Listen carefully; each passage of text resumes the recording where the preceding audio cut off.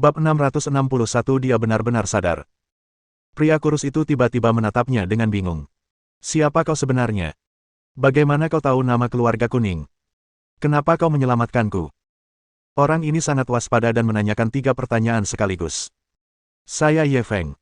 Ye Feng hanya menjawab pertanyaan pertamanya. Ia yakin setelah mendengar nama ini, 2 pertanyaan lainnya akan mudah terjawab.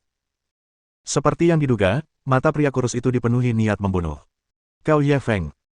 Kau yang memukuli Gao Xianglan dan mengirim Gao Junming ke pusat penahanan. Beraninya kau muncul di hadapanku. Apa kau tidak takut aku akan membunuhmu? Ye Feng merasakan niat membunuh yang hampir nyata, tetapi ia tetap hangat seperti angin musim semi. Tuan Ning benar-benar setia. Gao Junming hampir membunuhmu, tetapi kau masih memikirkannya. Mendengar hal itu, niat membunuh di tubuhnya langsung lenyap tanpa jejak. Yang tersisa hanyalah kesunyian seekor anjing liar. Ya, aku sudah bekerja untuknya selama bertahun-tahun, mengapa dia ingin membunuhku? Ketika kelinci yang licik mati, anjingnya akan terpanggang. Ketika burung-burung pergi, busur yang baik akan disembunyikan. Ini pepatah yang tak pernah berubah. Mungkin kau tahu terlalu banyak rahasia, jadi dia merasa tidak aman. Ye Feng sama sekali tidak memberinya wajah, langsung membandingkannya dengan seorang antek. Pria kurus itu tidak keberatan. Ia hanya tertawa getir. Ya, mungkinkah ini takdir seorang antek? Ye Feng menatapnya dengan tenang. Aku mungkin bisa membantumu. Mata pria kurus itu menyipit. Bantu aku. Bagaimana? Ye Feng menatap wajahnya yang sakit. Penyakitmu tak tersembuhkan.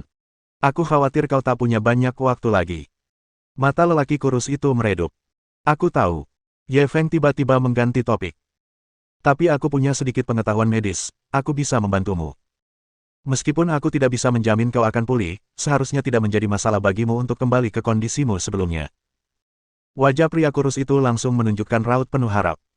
Ia mencengkeram bahunya erat-erat. Benarkah yang kau katakan? Bisakah kau benar-benar menyembuhkan penyakitku? Ye Feng berkata dengan percaya diri, seharusnya kau dengar aku punya hubungan baik dengan Luo Jingyuan. Alasannya karena aku menyelamatkan nyawa ayahnya. Kau seharusnya percaya pada kemampuan medisku. Pria kurus itu buru-buru mengangguk. Aku percaya diri, aku percaya diri. Saat berbicara, ia tiba-tiba menyadari sesuatu dan senyumnya membeku. Kau takkan menyelamatkanku tanpa alasan, kan? Apa yang kau inginkan dariku? Ye Feng langsung mengacungkan jempol. Tuan Ning benar-benar berpikiran jernih. Tidak ada makan siang gratis di dunia ini. Anda juga tahu permusuhan antara Gao Junming dan saya.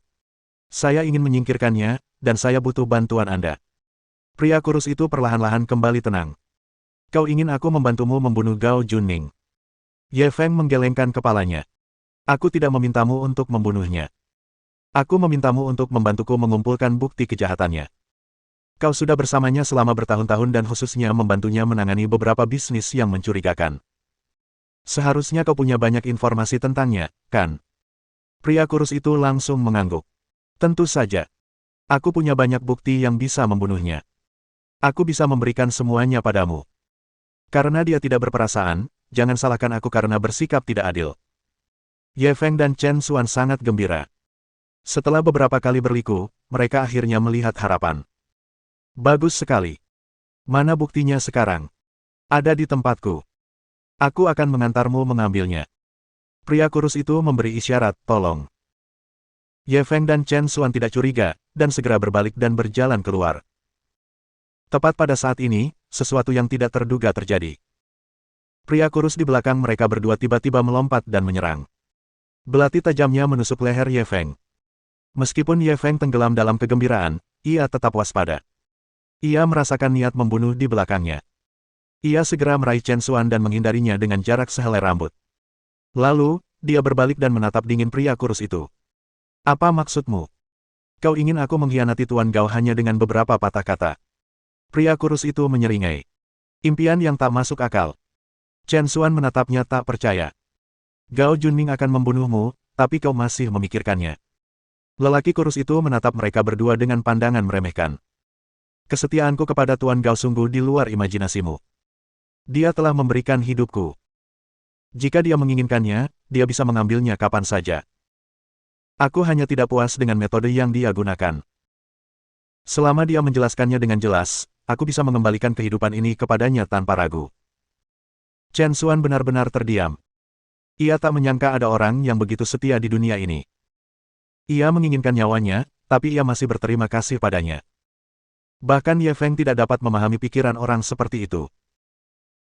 Menurut pemikiran orang normal, saat mereka tahu ada orang yang mencoba menyakiti mereka, tidak peduli siapa orangnya, mereka akan membencinya sampai ke akar-akarnya. Dia hampir saja jatuh ke dalam perangkap pihak lain karena kebiasaan berpikirnya ini. Anjing yang setia sekali. Karena kau begitu setia pada seseorang yang ingin membunuhmu, aku tak bisa berkata apa-apa. Anggap saja kita tak pernah ke sini. Ye Feng selesai berbicara dan hendak pergi bersama Chen Xuan. Karena kamu sudah di sini, maka tinggalkanlah hidupmu. Pria kurus itu tidak berniat membiarkan mereka berdua pergi. Ia langsung mengacungkan pedang pendek di tangannya dan menyerang Ye Feng. Bab 662. Apakah Anda belajar metode interogasi ini dari Nani Rong? Ning tua ini memang pembunuh nomor 1 di bawah Gao Junming. Dia setenang angin. Dalam sekejap mata, dia sudah berada di depan Ye Feng. Ye Feng sudah siap.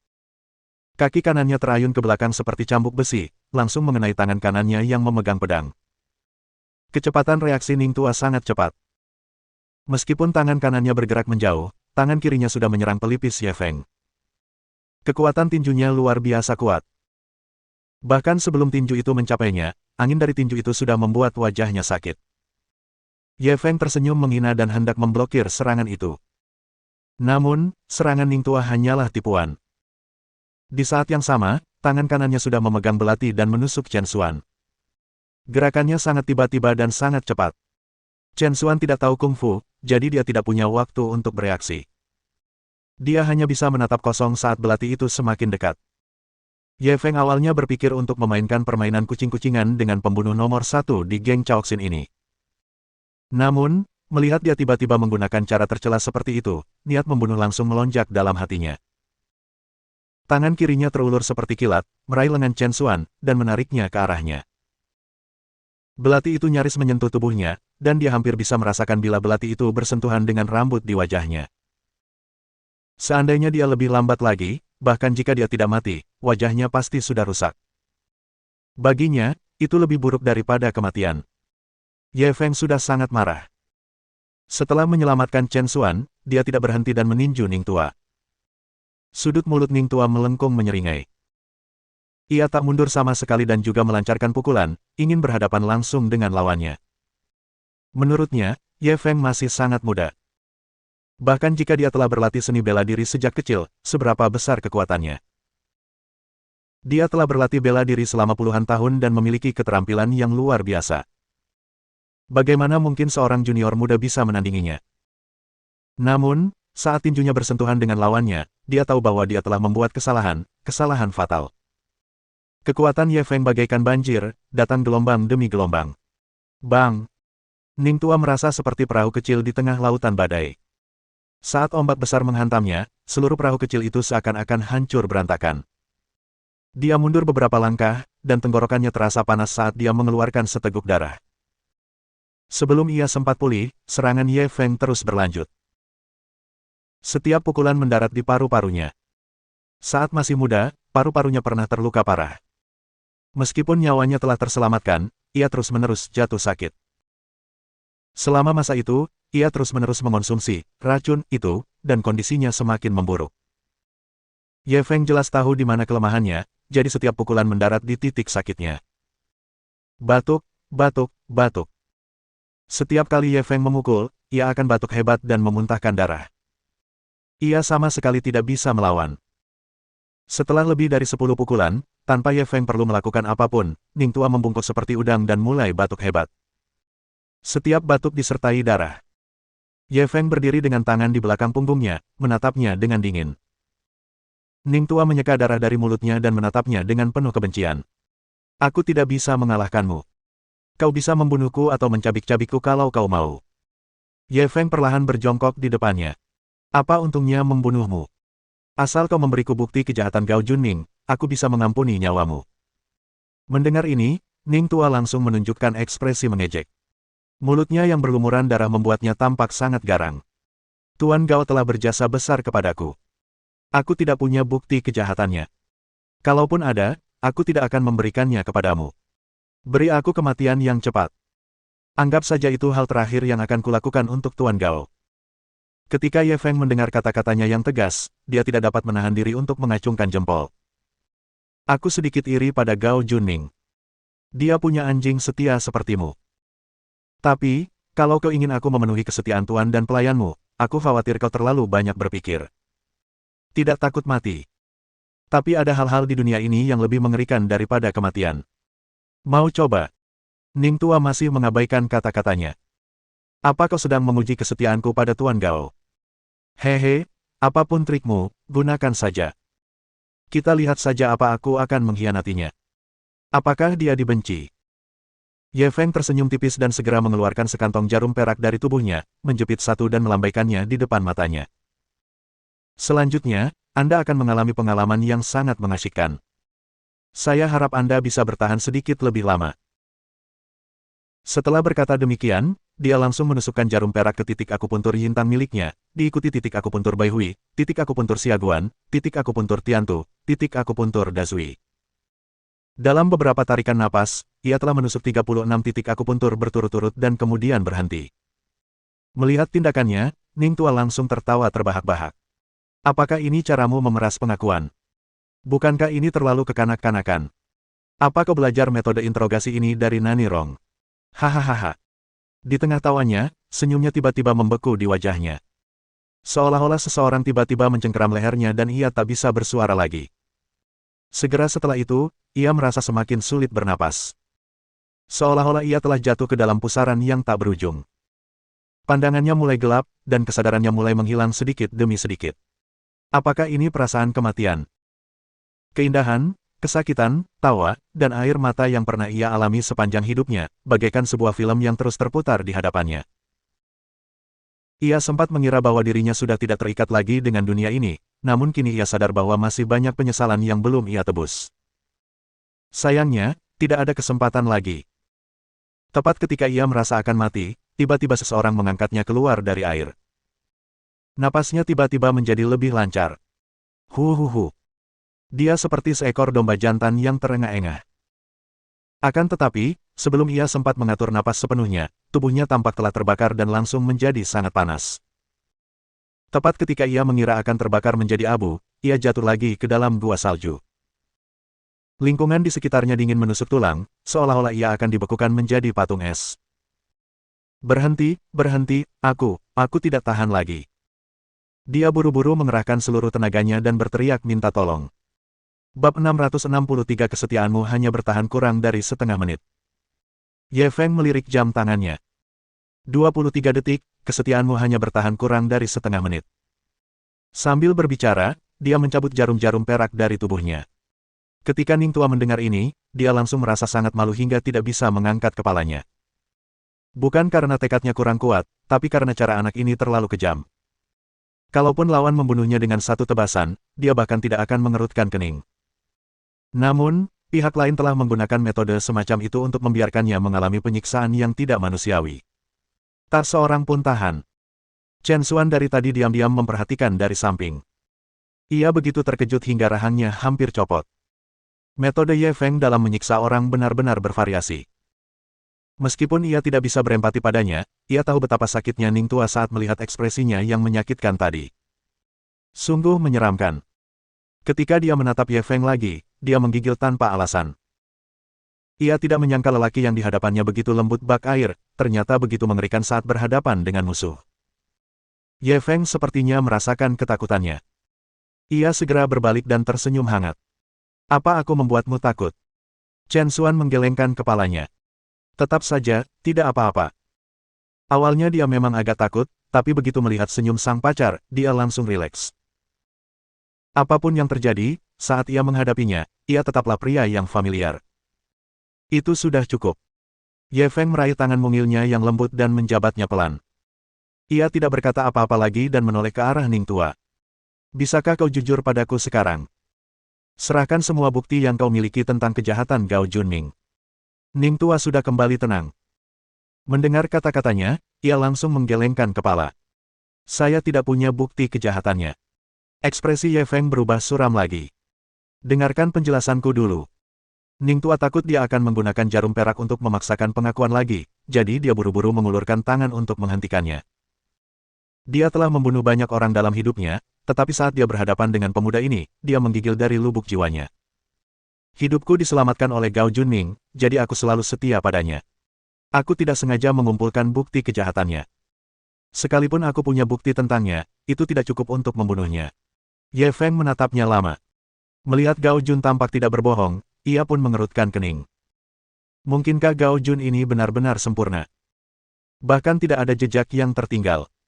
Ning Tua menggelengkan kepalanya. Itu tidak benar. Itu terutama karena Gao Junming memerintahkan Zheng Rujing untuk melakukan hal-hal ilegal itu. Dia hanya bertanggung jawab untuk mengendalikan dari balik layar. Karena itu, jika mereka ingin mendapatkan bukti kejahatannya, mereka harus mulai dengan Zheng Rujing. Ye Feng tiba-tiba mengerti, kalau begitu, selama kita menemukan Zheng Rujing ini, kita akan bisa menggali bukti kejahatan Gao Junming. Ning Tua masih menggelengkan kepalanya. Sayangnya tidak. Ye Feng sedikit marah. Bukankah kau bilang Zheng Rujing punya bukti kejahatannya? Dan sekarang kau bilang tidak. Apa kau mempermainkanku? Melihat kemarahannya, Ning Tua buru-buru menjelaskan, Zheng Rujing ini adalah calon istri Gao Junming. Dia sangat mencintainya. Hampir mustahil bagimu untuk mendapatkan bukti kejahatan Gao Junming darinya.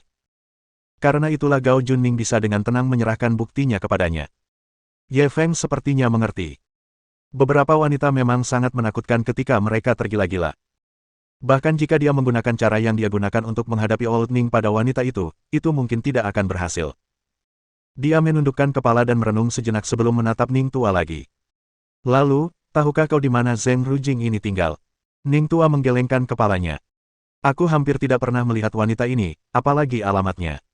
Kurasa selain Gao Junming sendiri, tidak banyak orang yang tahu.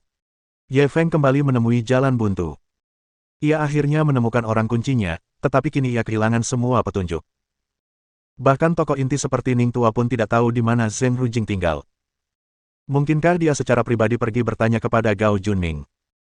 Sambil mendesah, ia bangkit dan berjalan ke meja untuk mengambil pena dan kertas. Ia menulis resep dan berbalik untuk menyerahkannya kepada Ning Tua. Ambil obat sesuai resep ini. Kalau kamu minum obat ini selama sebulan, kondisimu pasti akan membaik. Ning Tua menatap resep itu dan tiba-tiba ragu-ragu. Ye Feng tak kuasa menahan tawa, apa? Apa kau takut aku akan menyakitimu? Kalau aku menginginkan nyawamu, aku tak perlu melakukan trik seperti itu. Kalau kau tak menginginkannya, lupakan saja. Saat dia berbicara, dia hendak menghancurkan resepnya. Ning Tua buru-buru meraihnya dan melipat resep itu dengan rapi ke dalam sakunya. Lalu, ia menatapnya dengan tatapan rumit. Kenapa kau menyelamatkanku? Apa kau tidak takut aku akan kembali untuk membalas dendam padamu setelah aku sembuh? Ye Feng tersenyum sinis. Kau membalas dendam padaku.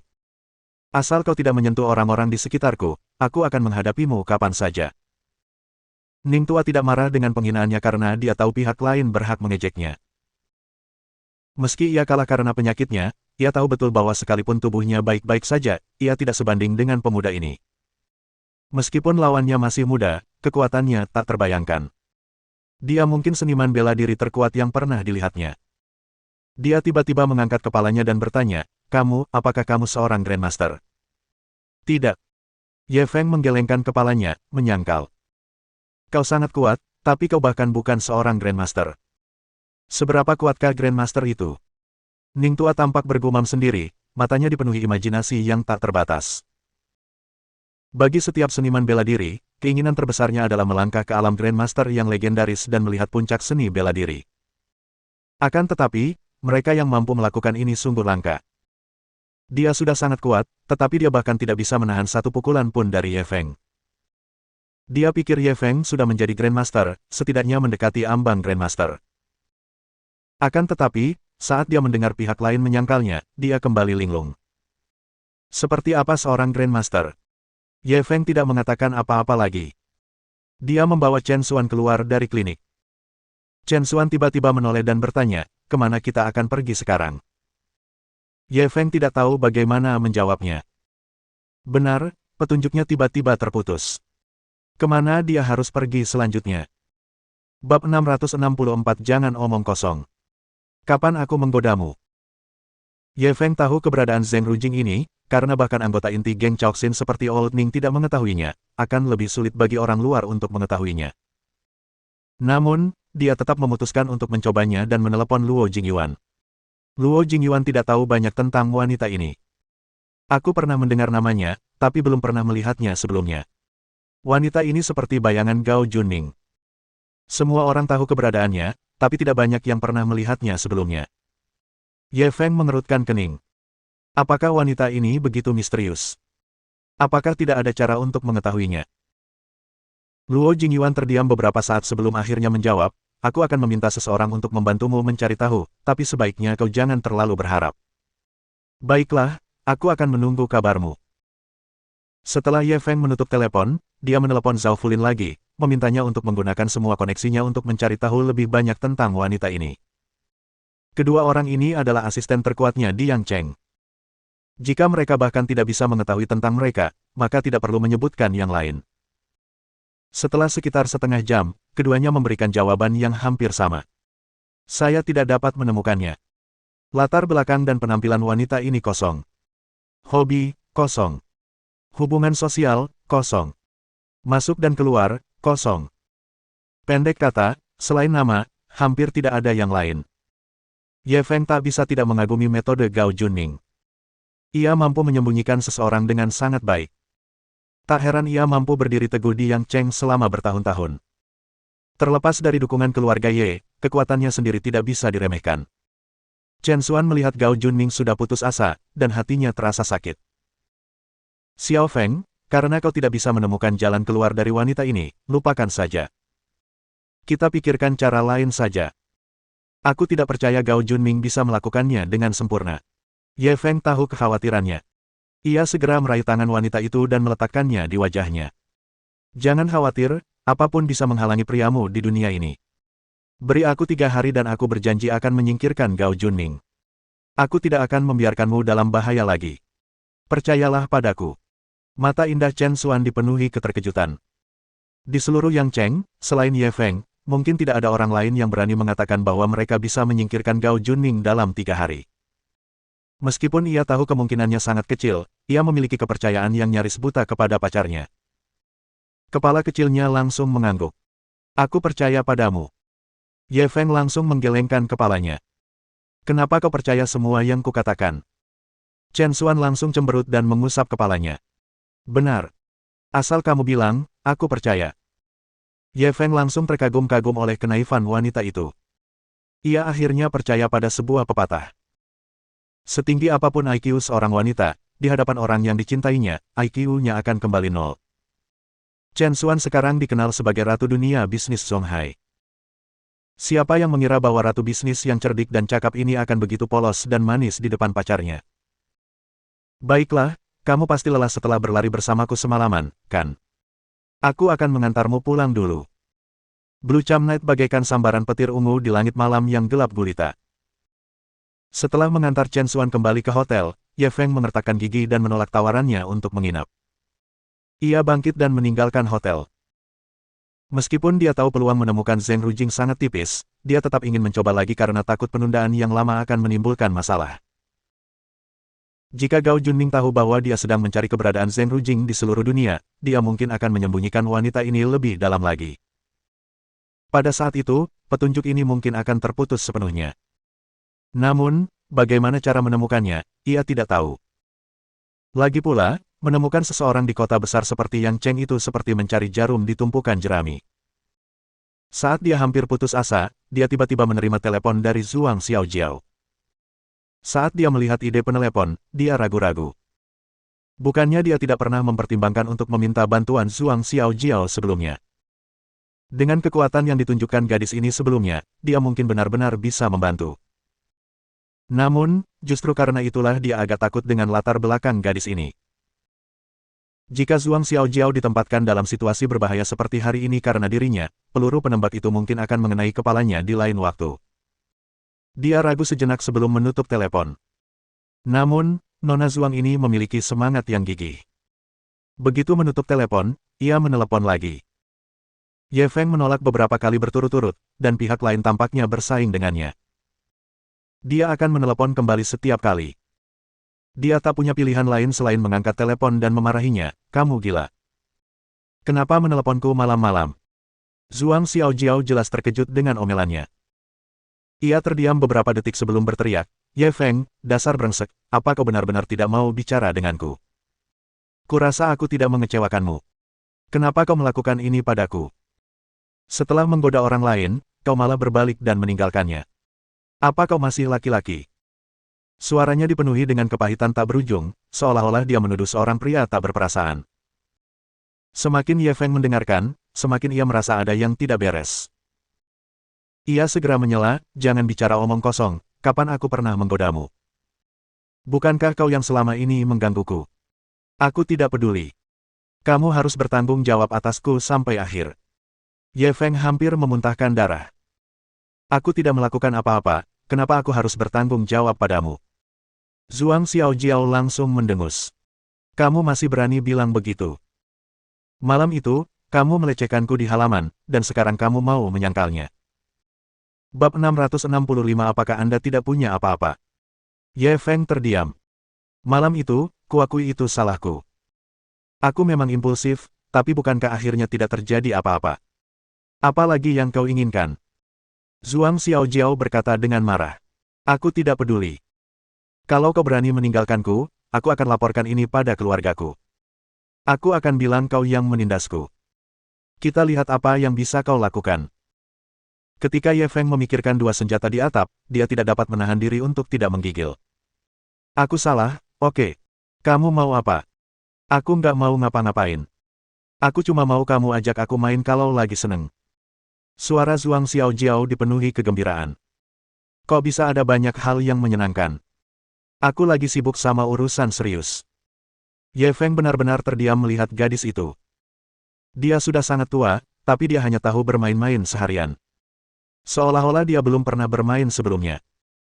Tepat saat dia sedang mengolok-olok, kalimat Zhuang Xiaojiao berikutnya membuatnya berkeringat dingin. Aku tahu apa yang kau lakukan. Bukankah kau sedang mencari wanita bernama Zheng Rujing? Apakah kamu memata-mataiku? Ye Feng segera melihat ke sekelilingnya, tetapi tidak menemukan sesuatu yang aneh. Selain dia dan Chen Xuan, hanya Ning Tua yang tahu bahwa dia sedang mencari Zheng Rujing. Bagaimana Zhuang Xiaojiao tahu?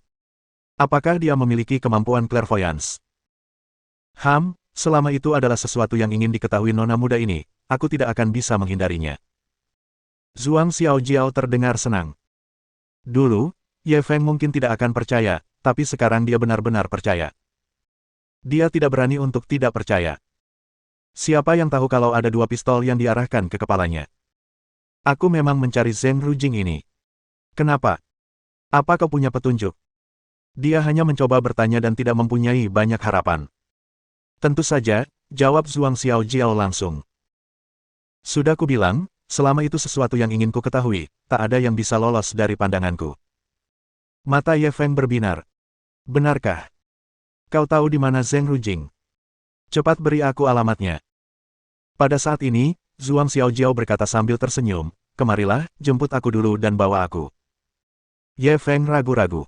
Kau mau ikut juga? Bukankah ini terlalu bagus? Kau mau meninggalkanku lagi? Kalau begitu aku tidak akan memberitahumu. Cari saja sendiri. Nona Zhuang langsung marah dan hendak menutup telepon. Oke. Aku akan mengantarmu. Apa tidak apa-apa? Kamu di mana sekarang? Ye Feng segera berkompromi. Akhirnya ia mendapatkan petunjuk ini. Ia tak sanggup melepaskannya begitu saja. Zhuang Xiaojiao memberinya alamat dan menutup telepon. Ketika Ye Feng tiba di tempat pertemuan, dia melihat Zhuang Xiaojiao menunggu di bawah lampu jalan. Saat itu sudah lewat tengah malam, dan sekelilingnya gelap gulita. Hanya ada satu sumber cahaya. Wanita ini terlalu berani. Dia berani menyelinap keluar sendirian di tengah malam. Namun, ia segera menyadari bahwa perempuan ini bukanlah perempuan biasa. Ia mungkin memiliki banyak pengawal yang melindunginya secara diam-diam. Zhuang Xiaojiao mengenakan celana jeans hitam robek hari ini, dan kakinya yang panjang dan ramping tampak lebih ramping. Dia mengenakan jaket kulit dan sepasang sepatu bot kulit kecil. Dari jauh, tampak seperti mereka hendak merampok sebuah makam. Ye Feng hampir tertawa terbahak-bahak. Ia meletakkan tangannya di jendela. Kakak, di mana kau akan merampok makam itu? Zhuang Xiaojiao dengan cekatan duduk di kursi penumpang. Karena si cantik sudah berinisiatif datang ke rumahku, tentu saja aku akan mendengarkanmu. Kemanapun kau ingin pergi, langkah selanjutnya akan mengikutimu. Ketika Ye Feng mendengar kata-kata godaannya, jantungnya langsung berdebar kencang. Kulitnya yang putih dan halus terekspos melalui lubang-lubang celana jeansnya. Sungguh memikat, membuatnya ingin menyentuhnya. Ahem, bisakah kamu memberiku alamat Zheng Rujing sekarang? Zhuang Xiaojiao menatapnya dan tersenyum meremehkan. Villa yang megah. Ye Feng memasukkan nama ini ke sistem navigasi mobil dan menyadari bahwa mobil itu berada di pinggiran kota, setidaknya 30 km jauhnya dari sini. Apakah kamu yakin ini alamat yang benar? Ada apa? Apa kau meragukan kemampuanku mengumpulkan informasi? Zhuang Xiaojiao sedikit tidak senang ketika mendengar keraguannya. Bukan itu. Hanya saja jaraknya sangat jauh. Ye Feng segera menyangkalnya. Sekalipun ia mencurigai Zhuang Xiaojiao, ia tidak akan meragukan kekuatan di baliknya. Jangan khawatir, wanita itu ada di Villa Magnificent malam ini. Gao Junming juga ada di sana. Zhuang Xiaojiao segera memberikan jawaban tegas. Bagus. Kencangkan sabuk pengamanmu dan duduklah dengan tenang. Sopir tua itu akan mengantarmu, canda Ye Feng sambil menyalakan mobil. Blue Cham Night melesat di langit malam dengan aurora ungu. Teriakan Zhuang Xiaojiao menghilang di langit malam bersama mobilnya. Dalam perjalanan menuju villa megah, Zhuang Xiaojiao menceritakan semua informasi yang telah dikumpulkannya tentang Zheng Rujing kepada Ye Feng. Apakah kamu mengatakan bahwa Gao Junming punya hobi khusus? Ye Feng memiliki senyum aneh di wajahnya saat dia berbalik menatap Zhuang Xiaojiao. Hal ini diceritakan oleh seorang teman baik Zheng Rujing.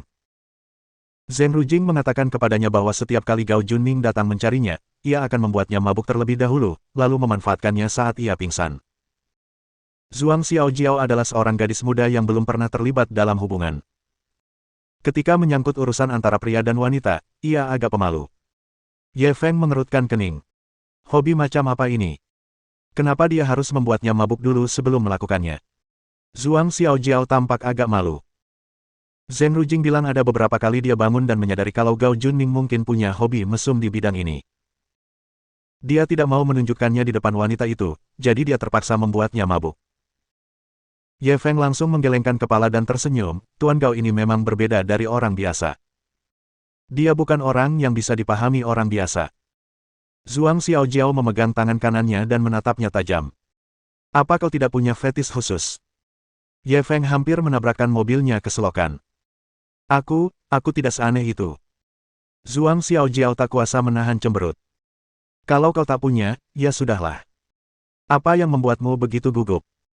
Ye Feng terbatuk kering, siapa? Siapa yang gugup? Hanya saja pertanyaanmu. Agak terlalu liar dan membuatku lengah. Kamu sok banget. Zhuang Xiaojiao memelototinya dan melihat keluar jendela. Baru pada saat itulah Ye Feng menghela napas lega. Ia takut wanita ini akan mengajukan pertanyaan sulit lagi, jadi ia tidak berbicara lagi. Setelah beberapa saat, Zhuang Xiaojiao tiba-tiba berbalik. Suara derit rem memecah kesunyian langit malam. Bab 666 bahkan serigala harus menghalangi Anda. Villa megah ini terletak di Gunung Maoming di pinggiran timur Yangcheng. Luasnya sekitar 20.000 meter persegi dan hampir seukuran 3 lapangan sepak bola. Beberapa menit kemudian, pesona biru malam Ye Feng terlalu menarik perhatian, jadi dia memarkir mobil di kaki gunung dan berjalan mendaki gunung bersama Zhuang Xiaojiao. Meskipun Gunung Maoming tidak terlalu tinggi, namun tetap saja sangat berbahaya bagi Zhuang Xiaojiao yang terbiasa hidup bak seorang putri. Di tengah perjalanan, dia duduk di tanah dan mengeluh. Ye Feng mendesaknya beberapa kali, tetapi dia menolak untuk bangun. Aku benar-benar tidak tahan lagi, aku tidak bisa memanjat lagi. Kita akan segera sampai. Bertahanlah sebentar. Ye Feng tak berdaya, ia hanya bisa membujuknya dengan baik. Aku benar-benar tidak bisa memanjat lagi. Kakiku kram.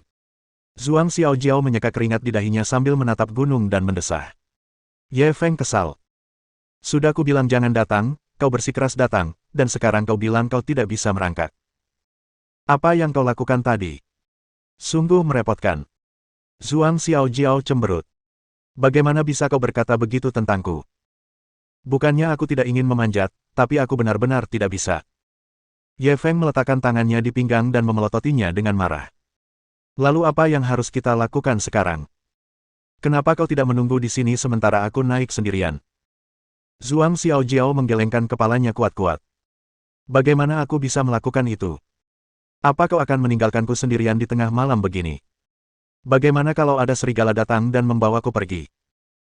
Ye Feng tidak tahu apakah harus tertawa atau menangis. Tidak apa-apa, jangan takut, kamu adalah harimau betina, bahkan serigala pun harus menghindarimu. Zhuang Xiaojiao bergeming. Aku tidak peduli. Kau tidak bisa meninggalkanku sendirian di sini. Ye Feng mengangkat bahu tak berdaya. Lalu menurutmu apa yang harus kita lakukan? Mata Zhuang Xiaojiao berkilat licik. Bagaimana kalau? Bisakah kau menggendongku naik gunung? Ye Feng mengira dia salah dengar. Kau yakin? Aku akan menggendongmu naik gunung. Kau pikir aku ini apa? Zhuang Xiaojiao langsung bertingkah genit. Iya, gendong saja aku. Aku tidak berat sama sekali. Sikap Ye Feng sangat tegas. Sama sekali tidak mungkin, kecuali aku mati. Zhuang Xiaojiao memang tidak berat. Tapi beratnya setidaknya 90 pon. Memanjat sampai ke atas sungguh melelahkan bagi Ye Feng. Untungnya, kerja kerasnya membuahkan hasil. Ia akhirnya melihat pintu masuk Villa Magnificent dari kejauhan. Ye Feng berhenti di tengah jalan dan berkata dengan sedih, bisakah kamu turun sekarang? Hehe, kamu sudah bekerja keras. Zhuang Xiaojiao mengulurkan tangan dan menepuk kepalanya untuk menyemangatinya. Apakah wanita ini benar-benar memperlakukannya seperti keledai? Ye Feng hampir menjatuhkan kepalanya dan melemparkannya ke tanah. Sepertinya ada penjaga di pintu. Apa yang harus kita lakukan sekarang? Setelah Zhuang Xiaojiao mendarat, ia menatap ke arah pintu dan melihat dua pria kekar berdiri di sana. Jelas mereka tidak bisa masuk melalui pintu. Jika kamu bertanya padaku, kepada siapa aku harus bertanya? Ye Feng masih marah tentang apa yang terjadi tadi, nadanya tidak terlalu bagus. Mengapa kita tidak memanjat tembok saja seperti terakhir kali? Zhuang Xiaojiao masih ingat sensasi memanjat tembok terakhir kali dan ingin mengalaminya lagi. Kalau mau mati, jangan bawa-bawa aku. Apa kau tidak lihat pagar listrik di dinding?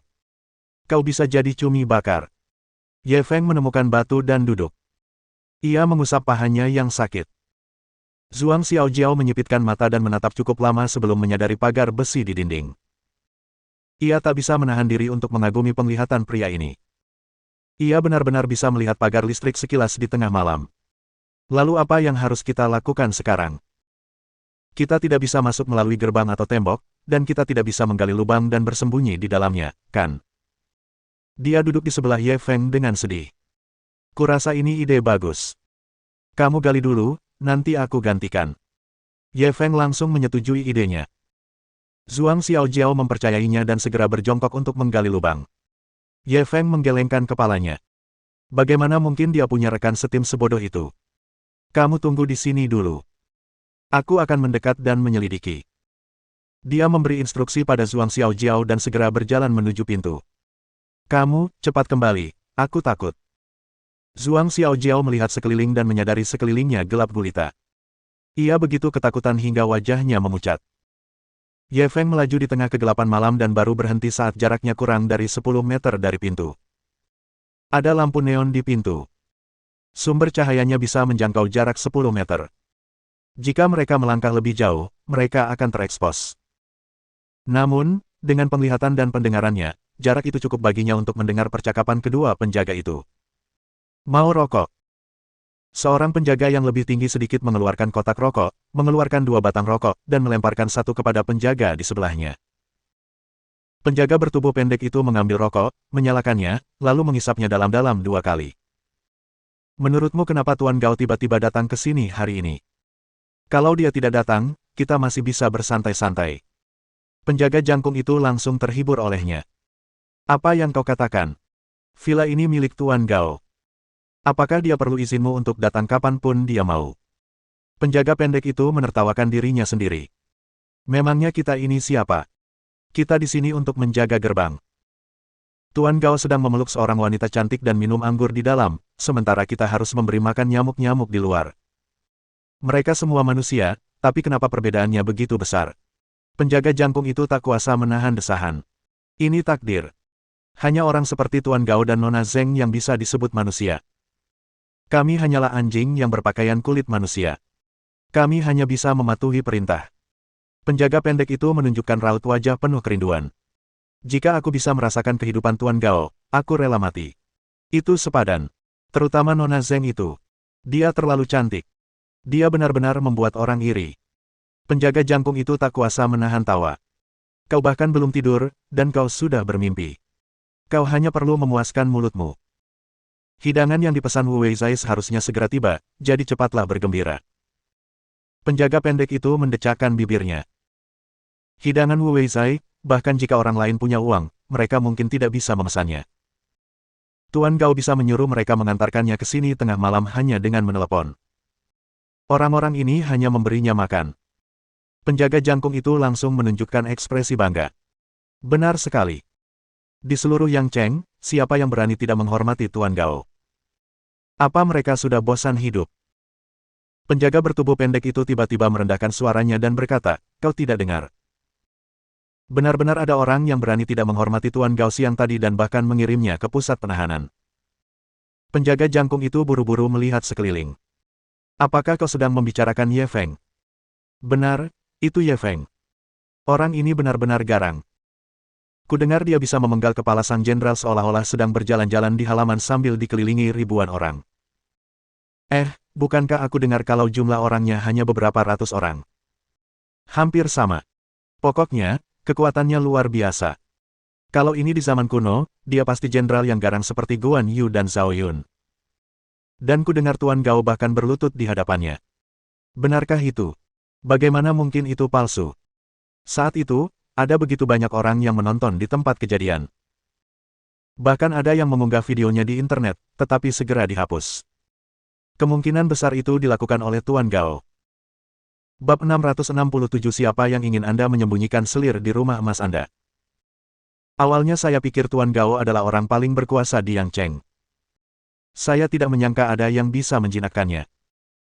Ya, aku benar-benar ingin melihat pahlawan itu dengan mataku sendiri dan melihat apakah dia memiliki 3 kepala dan 6 lengan. Bagaimana kita bisa bertemu orang seperti itu hanya karena kita ingin? Ye Feng, yang bersembunyi di kegelapan, mendengar mereka berdua memujinya. Ia pun merinding. 3 kepala dan 6 lengan. Dia masih punya 72 transformasi. Dia telah memperoleh beberapa informasi berguna dan segera mundur diam-diam. Sekitar 10 menit kemudian, sebuah mobil van hitam melaju perlahan. Kedua penjaga itu langsung berhenti mengobrol dan menghentikan van. Apa yang kalian lakukan? Saat itu, seorang pria berseragam Wu Weizai keluar dari kursi pengemudi. Halo, kami dari Wu Weizai. Kamu pesan makanan dari toko kami, kan? Penjaga jangkung itu memeriksa kartu tanda masuk kerjanya. Karena sudah terlambat dan staf pria itu mengenakan topi, ia tidak bisa melihat wajahnya dengan jelas. Kenapa kamu begitu terlambat? Penjaga jangkung itu sedikit tidak senang. Ini pertama kalinya kami ke sini, jadi kami belum familiar dengan jalanan dan hampir tersesat, jelas staf laki-laki itu dengan tergesa-gesa. Lepaskan topimu, perintah penjaga jangkung itu dengan ekspresi serius. Tidak perlu seketat itu, kan? Apa kamu masih takut ada yang meniru kita, canda staf pria itu? Tidak perlu banyak omong kosong. Penjaga pendek di sampingnya juga berbicara. Pada saat ini, pintu kursi penumpang depan didorong terbuka, dan seorang staf wanita yang juga mengenakan seragam yang sama dengan Wu Weizai keluar. Sudah sangat larut. Kalian berdua belum makan, kan? Kebetulan kami sudah menyiapkan makanan tambahan. Kalau kalian berdua tidak keberatan, makan saja beberapa suap. Sambil berbicara, dia menyerahkan 2 kotak makan siang kepada mereka berdua. Keduanya mencium aroma harum yang keluar dari kotak makan siang itu dan segera mengambilnya. Wu Weizai benar-benar sesuai dengan reputasinya. Aroma makanannya harum. Benar sekali. Siapa yang tidak tahu hidangan Wu Weizai di seluruh Yangcheng? Satu set makanan ini saja mungkin harganya setidaknya beberapa ratus yuan, kan? Ini benar-benar mahal. Apa kau benar-benar berpikir uang rakyat jelata berasal dari angin? Hidangan Wu Weizai sama sekali tidak disiapkan untuk orang biasa. Staf perempuan itu buru-buru menyela percakapan mereka. Saudara-saudara, Tuan Gao mungkin masih menunggu hidangan kita. Kalau kita terlambat, saya khawatir. Seperti kata pepatah, kedua penjaga itu terlalu malu untuk melanjutkan penyelidikan setelah mengambil makanan. Lagi pula, mereka merasa tidak ada masalah dengan pertemuan itu. Saat memesan makanan, mereka sudah menginstruksikan orang-orang Wu Weizai untuk tidak membocorkan informasi apapun. Agaknya, Wu Weizai tidak berani mengambil risiko menyinggung Tuan Gao dan memainkan trik apapun di dalam. Masuklah. Tuan Gao ada di kolam renang di halaman belakang. Cepat pergi setelah kau mengantarkan piring. Kalau tidak, tak seorang pun bisa menyelamatkanmu. Penjaga jangkung itu segera menginstruksikan mereka berdua. Keduanya langsung setuju, lalu cepat-cepat masuk ke mobil dan diam-diam bertukar pandang. Kedua orang ini tidak lain adalah Ye Feng dan Zhuang Xiaojiao. Dari percakapan kedua penjaga itu, Ye Feng tahu bahwa orang-orang dari Wu Weizai akan mengirimkan makanan nanti, jadi dia membawa Zhuang Xiaojiao untuk memblokir jalan dan menghentikan mobil. Ini adalah pertama kalinya Zhuang Xiaojiao mengalami perampokan, jadi dia sangat gembira. Dua karyawan asli dilucuti seragamnya, tangan dan kakinya diikat, dan mulutnya disumpal. Mereka dilempar ke dalam bagasi.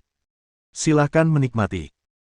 Ye Feng melambaikan tangan pada mereka berdua, lalu membuka kaca jendela mobil dan melaju menuju halaman. Ia merasa itu lucu. Kedua orang ini baru saja mengatakan ingin melihat langsung pahlawan berkepala 3 dan berlengan 6 ini. Sayangnya, orang yang sebenarnya berdiri di depan mereka, tetapi mereka menutup mata. Bagaimana penampilanku barusan? Setelah memasuki villa, Zhuang Xiaojiao tidak sabar untuk mengklaim penghargaan dari Ye Feng. Ye Feng mengangguk sedikit, menunjukkan penghargaannya. Namun, Nona Zhuang jelas tidak puas dengan sikapnya. Apa maksudmu dengan tidak buruk? Aku jelas sangat luar biasa, kan? Kalau saja aku tidak punya ide mendadak, aku pasti sudah membongkar kedokmu. Cepat puji aku. Ye Feng tak berdaya. Ia hanya bisa berkata asal-asalan, ya. Ini semua berkat Nona Zhuang. Tanpamu, kami mungkin takkan bisa masuk. Zhuang Xiaojiao merasa puas dan melihat pemandangan sepanjang jalan. Gao Junming ini benar-benar tahu cara menikmati dirinya sendiri. Dekorasi halaman ini bahkan lebih megah daripada istana kekaisaran. Membiarkan wanitanya tinggal di sini seharusnya menyembunyikan wanita simpanan di rumah emas, kan? Ye Feng berbalik dan meliriknya. Dari nada bicaramu, sepertinya kau cukup iri. Zhuang Xiaojiao mengangkat alisnya yang halus. Tentu saja aku iri.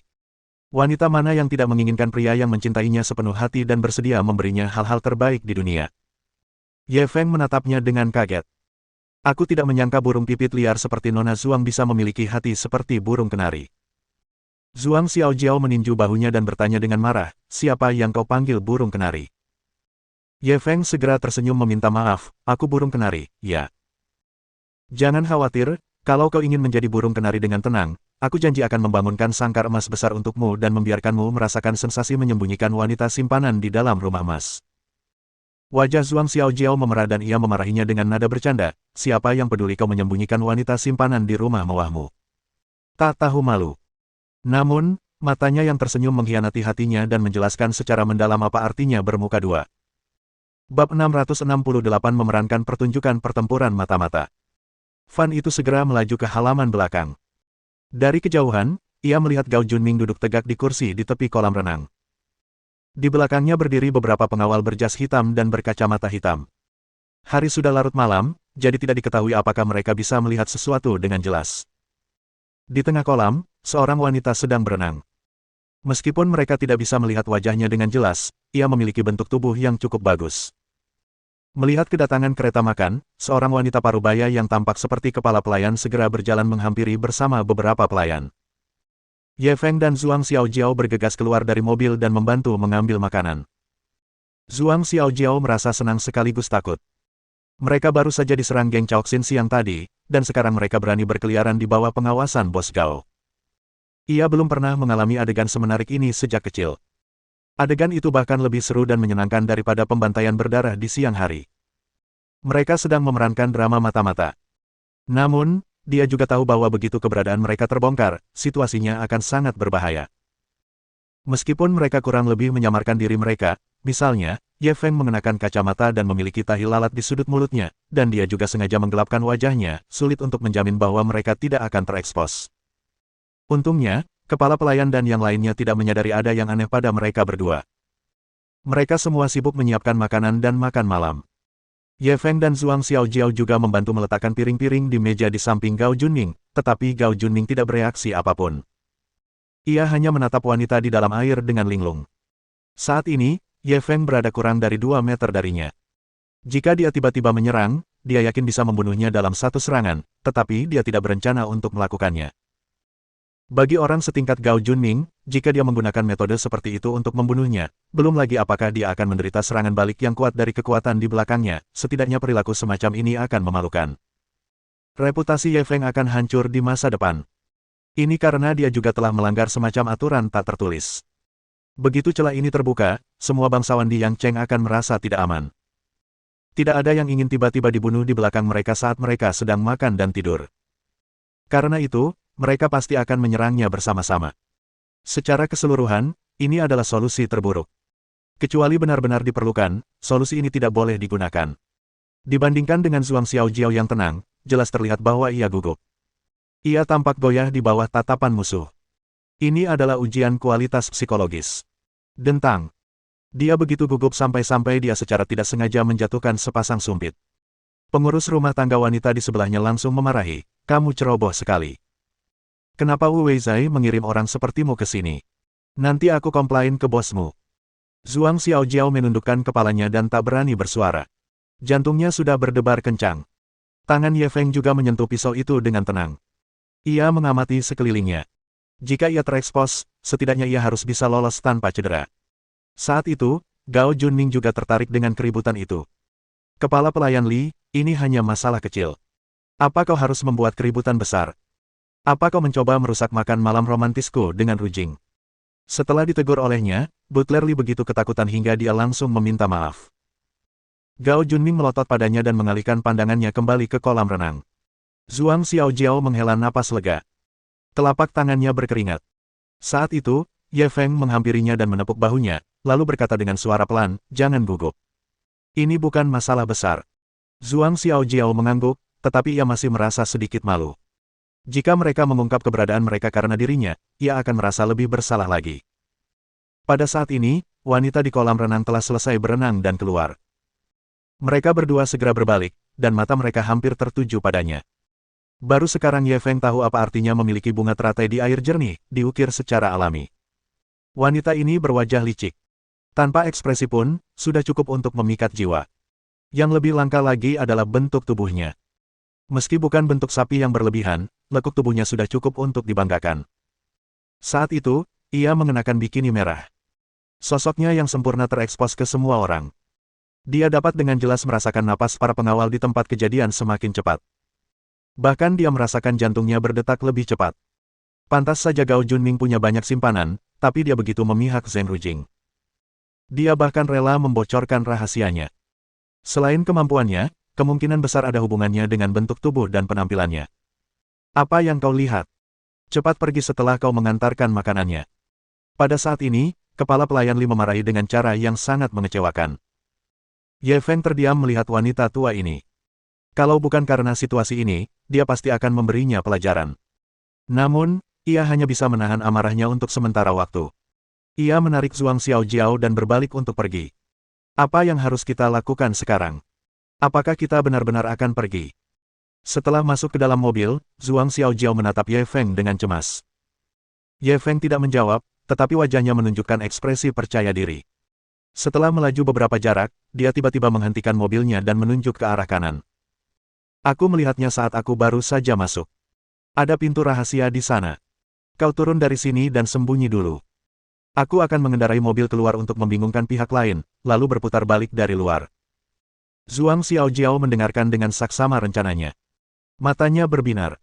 Ia membuka pintu dan keluar dari mobil. Ia menemukan semak tersembunyi untuk bersembunyi. Sementara itu, Ye Feng mengendarai kereta pengantar makanan keluar dari villa. Bagaimana makananmu? Di pintu, dia dihentikan oleh dua penjaga, jadi dia berinisiatif untuk bertanya. Lumayan, terima kasih, kata penjaga jangkung itu acuh tak acuh sambil melirik ke kursi penumpang. Di mana temanmu? Ye Feng menunjuk ke kursi belakang. Dia terlalu lelah, dia tertidur di kursi belakang. Penjaga yang tinggi itu sangat berhati-hati dan segera pergi ke belakang untuk memeriksa. Pada saat itu, sebuah Audi hitam tiba-tiba melaju. Lampu depannya begitu terang sehingga orang-orang tidak bisa membuka mata. Ekspresi kedua penjaga itu berubah drastis, dan mereka melambaikan tangan ke arah Ye Feng dengan tergesa-gesa. Cepat pergi, cepat pergi. Ye Feng buru-buru menyalakan mobil dan melaju melewati mobil hitam itu. Menatap plat nomor putih mobil hitam itu, pandangan aneh melintas di matanya. Bab 669 Anda bahkan tidak bisa melihatnya sedetik pun, dan Anda akan melakukannya secara langsung. Ye Feng mengendarai mobil ke sudut tersembunyi, lalu turun dari mobil dan kembali. Zhuang Xiaojiao mengetuk pintu samping 2 kali dan dengan cepat membuka pintu dari dalam. Mereka berdua segera berganti seragam kerja dan kembali ke halaman belakang di bawah naungan malam. Saat itu, Zheng Rujing sudah mabuk dan mengantuk. Ia berbaring di pelukan Gao Junming dan mengucapkan kata-kata manis. Para pengawal dan pelayan itu berdiri jauh, berusaha tidak mengganggu mereka berdua. Hahaha, Rujing, kerja bagus. Ayo, aku bersulang lagi. Gao Junming mengangkat gelasnya dan menyerahkannya kepada Zheng Rujing, lalu menghabiskannya dalam satu tegukan. Tetapi Ye Feng melihat bahwa setelah Gao Junming selesai minum, dia segera mengeluarkan sapu tangan, seolah-olah dia sedang menyeka mulutnya, tetapi kenyataannya, dia memuntahkan semua anggur di mulutnya. Zheng Rujing berbaring di pelukannya. Ia tidak tahu apakah wanita itu melihat apa yang ia lakukan, tetapi wanita itu tetap patuh meminum setengah gelas anggur. Mereka berdua minum lagi sebentar. Zheng Rujing tak kuasa menahannya lagi dan tertidur di pelukan Gao Junming. Gao Junming meletakkan gelas anggur di atas meja dan mengangkatnya di pinggangnya. Kamu tidak harus mengikutiku. Dia memberi perintah kepada bawahannya dan membawa Zheng Rujing ke villa. Ye Feng segera menarik Zhuang Xiaojiao dan mengikuti di belakang mereka. Villa Gao Junming tidak menempati area yang luas. Villa ini hanya memiliki 2 lantai, tetapi didekorasi dengan sangat memukau. Terlihat bahwa setiap detailnya dibuat dengan sangat teliti. Untungnya, dia tidak meminta bawahannya untuk mengikutinya, jadi Ye Feng dan Zhuang Xiaojiao bisa mengikutinya secara terbuka. Gao Junming tidak berhenti. Ia menggendong Zheng Rujing ke lantai 2 dan memasuki sebuah kamar tidur. Zhuang Xiaojiao ragu-ragu. Apakah kita masih harus mengikuti mereka? Karena mereka sudah masuk ke kamar tidur, mereka pasti ingin melakukan sesuatu yang pribadi. Tidak pantas bagi mereka untuk mengikutinya, kan? Ye Feng juga agak ragu. Sekalipun Gao Junming punya hobi mesum, ini bukan sesuatu yang bisa digunakan untuk melawannya, kan? Dia tidak tertarik mengintip kehidupan pribadi orang lain. Tepat saat mereka berdua ragu-ragu, Gao Junming, yang baru saja memasuki kamar tidur, mendorong pintu hingga terbuka dan berjalan keluar. Ye Feng segera menarik Zhuang Xiaojiao untuk bersembunyi di sudut gelap dan diam-diam mengamati. Ia memperhatikan Gao Junming bergegas turun dan keluar dari villa. Terlebih lagi, ia tampak sedikit gugup. Hal ini langsung membuat mereka berdua bingung. Yang penting, keberadaan orang ini terlalu mencurigakan. Karena dia sudah masuk ke kamar tidur, kenapa dia tidak melakukannya? Kenapa dia tiba-tiba kabur? Ye Feng secara tidak sadar merasakan ada sesuatu yang mencurigakan terjadi. Ayo pergi. Dia buru-buru menarik Zhuang Xiaojiao ke lantai 2 dan masuk ke kamar tidur. Zheng Rujing tertidur lelap di tempat tidur. Ia diselimuti selimut putih. Selimut itu memperlihatkan lekuk tubuhnya yang memikat, sesuai dengan lekuk tubuhnya.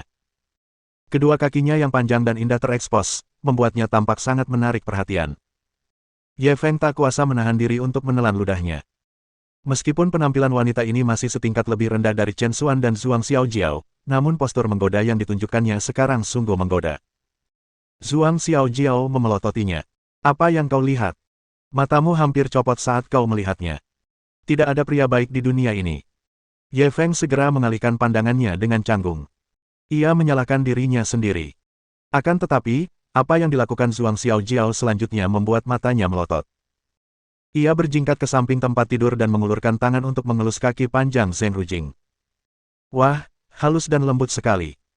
Ye Feng hampir muntah darah, aku bahkan tidak bisa melihatnya, tapi kaulah yang menyerang langsung. Zhuang Xiaojiao meliriknya dengan puas. Ada beberapa hal yang bisa dilakukan wanita, tetapi pria tidak. Wanita yang melecehkan pria disebut rayuan, dan pria yang terpancing disebut pelecehan, mengerti. Ye Feng merasa marah, kamu bersikap seksis. Zhuang Xiaojiao menatapnya dengan puas. Kalau kau bicara omong kosong lagi, aku akan mulai bertinju. Ye Feng langsung mengecilkan lehernya. Pukulan ini berbeda dari pukulan sebelumnya, siapapun pasti takut padanya. Tiba-tiba, ia mendengar langkah kaki.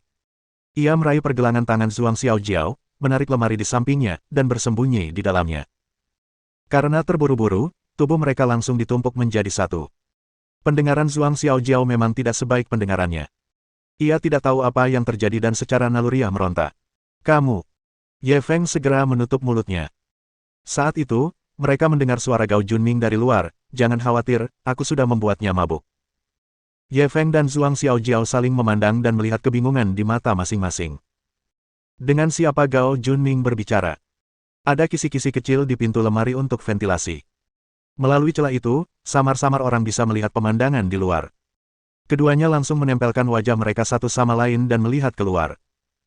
Mereka melihat Gao Junming membawa seorang pria parubaya ke kamar tidur. Karena pria itu membelakangi mereka, mereka tidak dapat melihat dengan jelas penampilannya. Namun, pria ini mengenakan kemeja putih lengan pendek yang sangat kuno dan celana panjang hitam.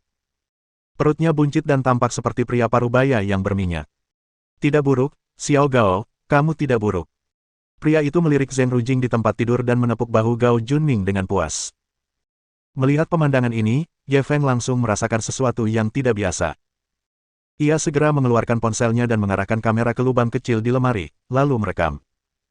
Gao Junming, yang tampak angkuh dan berwibawa di hadapan orang luar, tampak seperti anjing pup di hadapan pria ini.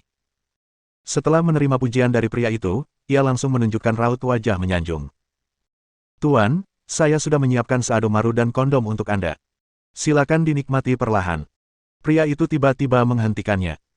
Xiao Gao, apa kau tidak keberatan membiarkanku menikmati wanitamu seperti ini? Gao Junming langsung tersenyum licik. Wanita memang ditakdirkan untuk dipermainkan. Selama Tuan bisa bersenang-senang dengannya, itu adalah berkah terbesarnya. Dan apa kau lupa?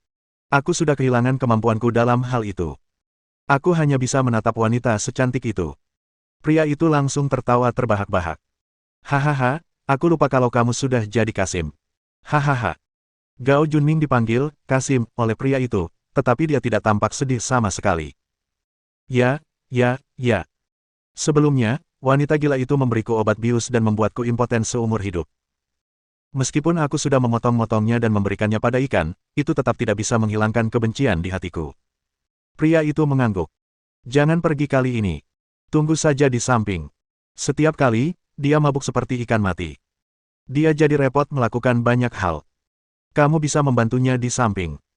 Gao Junming ragu sejenak, tetapi akhirnya, ia tak berani menolak. Baiklah, aku akan menunggumu di samping. Pria itu tidak berkata apa-apa lagi dan mulai menanggalkan pakaiannya. Bab 670 tidak ada yang ingin kau katakan padaku. Ye Feng dan Zhuang Xiaojiao saling berpandangan lagi. Mereka bisa melihat keterkejutan di mata masing-masing. Percakapan antara dua orang di luar hampir membuat rahang mereka ternganga. Jika mereka tidak melihatnya dengan mata kepala sendiri, mereka tidak akan pernah percaya bahwa bos geng Chaoxin, Gao Junming, sebenarnya adalah seorang Kasim. Dia sengaja membuat wanitanya mabuk agar bisa dinikmati pria lain. Hal semacam ini agak mustahil dilakukan bahkan oleh orang biasa, apalagi orang penting seperti Gao Junming. Tidak tahu malu. Zhuang Xiaojiao bergumam, dan orang bisa melihat rasa malu dan marahnya. Perbuatan Gao Junming sudah melewati batas bawah rasa malu. Sekalipun kamu tidak pandai dalam hal itu, kamu tidak bisa menghancurkan wanitamu seperti ini. Haruskah kita keluar dan menghentikan mereka? Zhuang Xiaojiao bertanya dengan lembut setelah beberapa saat. Ye Feng menggelengkan kepalanya tanpa daya. Pertama-tama, dilihat dari keakraban Gao Junming dengan hal ini bukan pertama kalinya dia melakukan hal semacam ini. Zheng Rujing mungkin mengatakan kepada sahabatnya bahwa dia akan membuatnya mabuk setiap kali dia melakukan hal itu sehingga akan lebih mudah bagi pria parubaya itu untuk melakukannya. Kedua, karena Gao Junming sangat waspada terhadap pria parubaya ini, orang ini pasti memiliki latar belakang yang kuat. Jika mereka bergegas keluar sekarang, bukan hanya mereka tidak akan bisa menyelamatkan Zheng Rujing, mereka berdua mungkin akan memprovokasi musuh besar. Oleh karena itu, setelah mempertimbangkan segalanya, dia akhirnya memutuskan untuk menunggu dan melihat. Zhuang Xiaojiao juga tahu hal ini. Ia hanya marah sesaat dan hanya bisa menahan amarahnya untuk sementara waktu. Pada saat ini, pria parubaya itu telah menelanjangi dirinya dan mulai berbaring di tubuh Zheng Rujing dan menyentuhnya. Zhuang Xiaojiao merasa malu dan jijik dengan pemandangan ini. Ia segera mengalihkan pandangannya. Namun, Ye Feng mengamatinya dengan saksama, terutama ketika pria parubaya itu sudah menoleh ke samping, dan ia bisa melihat wajahnya dengan jelas. Bukankah ini? Ia langsung menunjukkan ekspresi terkejut. Pria ini selalu tampil di stasiun televisi dengan citra yang berwibawa dan berwibawa. Pantas saja Gao Junming begitu merayunya, bahkan sampai mengorbankan wanitanya. Semua ini bisa dijelaskan. Sekarang, tampaknya ide ini terlalu kekanak-kanakan. Orang penting di depannya ini mungkin adalah pendukung sejati keluarga Ye, bukan? Ia tak kuasa menahan rasa takut yang masih tersisa. Untungnya, ia tidak terburu-buru menjadi orang baik saat itu. Jika tidak seorang pun akan mampu menyelamatkannya. Su Changming. Mungkin dia bisa membantu sedikit, tapi sulit untuk mengatakan apakah dia akan menyinggung orang penting ini. Adegan berikutnya sedikit kotor. Gao Junming sebenarnya berdiri di samping dan mulai membantu. Meskipun Zhuang Xiaojiao bisa mengendalikan matanya dan tidak melihat pemandangan sekotor itu, keributan di luar tidak kecil. Bahkan jika ia menutup telinganya, suara-suara itu terus terdengar, membuatnya tersipu dan jantungnya berdebar kencang. Tak perlu dikatakan lagi, Ye Feng, pria normal manapun yang menonton siaran langsung seperti itu tidak akan bisa diam. Anda. Zhuang Xiaojiao sangat marah. Ia ingin segera mendorongnya, tetapi ia takut akan menimbulkan suara dan membuat dua orang di luar terkejut. Ye Feng buru-buru menunjukkan ekspresi meminta maaf, ingin memadamkan api kecil ini sesegera mungkin, tetapi semakin cemas dia. Tepat saat dia merasa tekadnya akan runtuh dan ingin membunuh wanita di depannya tanpa mempedulikan akibatnya, aksi besar itu pun terlaksana. Ye Feng segera mendapatkan kembali kesadarannya. Sudah berakhir. Ia ingat bahwa orang penting ini telah meminum beberapa pil, seadomaru, segera setelah ia muncul. Ia mengira akan menghadapi pertempuran sengit, tetapi ia tidak menyangka akan mundur secepat itu. Dia melihat jam. Padahal baru 1 menit. Tampaknya orang penting ini terlalu banyak bekerja dan tubuhnya menjadi kosong. Haha, aku agak lelah karena bekerja akhir-akhir ini. Si tokoh besar itu pun tampak merasa malu dan buru-buru menambahkan beberapa kata. Gao Junming segera membungkuk dan berkata dengan hormat, guru telah bekerja keras untuk rakyat. Saya hanya berharap Anda memikirkan rakyat dan menjaga kesehatan Anda. Bos besar sangat senang dengan sanjungannya. Ia mengambil beberapa lembar tisu dan membersihkannya. Kemudian, ia mulai mengenakan pakaiannya. Kalau begitu, aku serahkan tempat ini padamu untuk dibersihkan. Aku pergi dulu, ya. Gao Junming buru-buru mengangguk. Jangan khawatir. Serahkan saja padaku. Sambil berbicara, dia mengirim tembakan besar itu keluar. Setelah mereka berdua pergi, Ye Feng mematikan kamera dan membuka pintu lemari. Ayo cepat. Dia memperhatikan Zhuang Xiaojiao masih tergeletak tak bergerak di dalam lemari dan bergegas bangun. Namun, Zhuang Xiaojiao memelototinya dengan marah. Kau, apa kau tidak punya sesuatu untuk dikatakan kepadaku? Ye Feng sedikit malu dengan pertanyaannya. Aku akan minta maaf padamu dengan benar setelah kita keluar. Gao Junming akan segera kembali. Bisakah kita pergi dulu? Zhuang Xiaojiao menutup telinga, matanya memerah. Ye Feng, dasar berandalan besar, teganya kau berbuat begitu padaku. Ye Feng langsung panik dan mencoba menghiburnya. Namun, semakin ia menghiburnya, semakin keras tangisan Nona Zhuang. Pada saat ini, langkah kaki terdengar lagi dari luar. Ye Feng tahu bahwa Gao Junming telah kembali. Ia buru-buru menarik Zhuang Xiaojiao keluar dari lemari. Sudah terlambat untuk melarikan diri. Dia mendapat ide dan buru-buru menyeretnya ke bawah tempat tidur. Mohon dukungan dari omom ante-ante sekalian, buat subscribe atau sharekan novel Mimin ke Facebook kalian, agar channel Mimin bisa terus berkembang. Dengan begitu, Mimin bisa lebih semangat untuk up novel seru lain ke depannya. Sekiranya ada kebutuhan buat subback, silakan inbox Mimin atau tuliskan di kolom komentar, Mimin dulukan dengan ucapan terima kasih.